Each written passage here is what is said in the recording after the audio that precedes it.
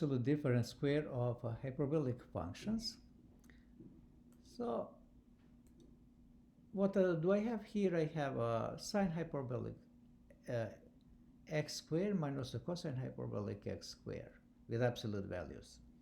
So what we want to find the sine hyperbolic x squared minus a cosine hyperbolic x squared with absolute values.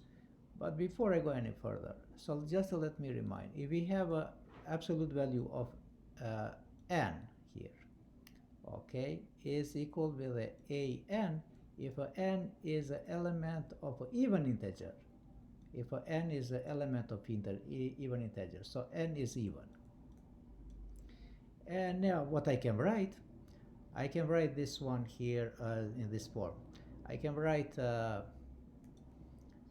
instead of the sine hyperbolic x squared with absolute value, we can write sine square hyperbolic of x minus a cosine hyperbolic square of x.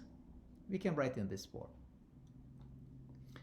And now, instead of the sine, I'm going to use hyperbolic x. I'm going to use ex minus e minus x divided by 2. And instead of the cosine hyperbolic x, I'm going to use this substitution here. And we can write in this form.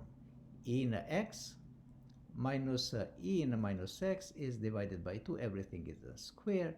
Minus e in x plus e in minus x. Everything here is divided by 2 square. And now I can continue. If I'm squaring this side here is going to be e in exponent 2x minus 2 times e in x times e in minus x plus e in minus 2x. So, and if I'm squaring 2 in a square is a 4. Here is a minus. And in the other part is going to be e in 2x and is a plus 2 times e in x times e in minus x plus e in exponent 2x. Everything here is divided by 4. And if I'm adding everything, so let me add here everything and see what it goes.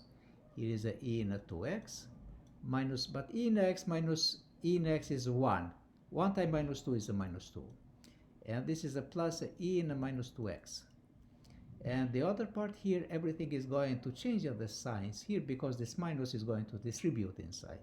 And here is a e in a minus e in a 2x. Negative times positive is a negative. And as I said before, e in minus x times e in x is 1 times 2 is a 2. And what do I have here? Negative times positive is negative, and this I write e in a 2x. And everything here is divided by 4.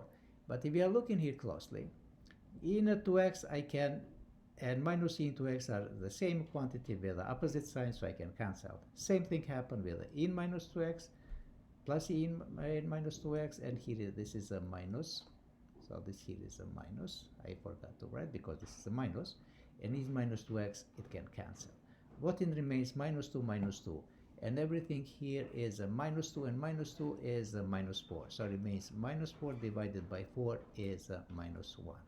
In other words, so this one is going to be equal with a minus 1. And here I'm stopping.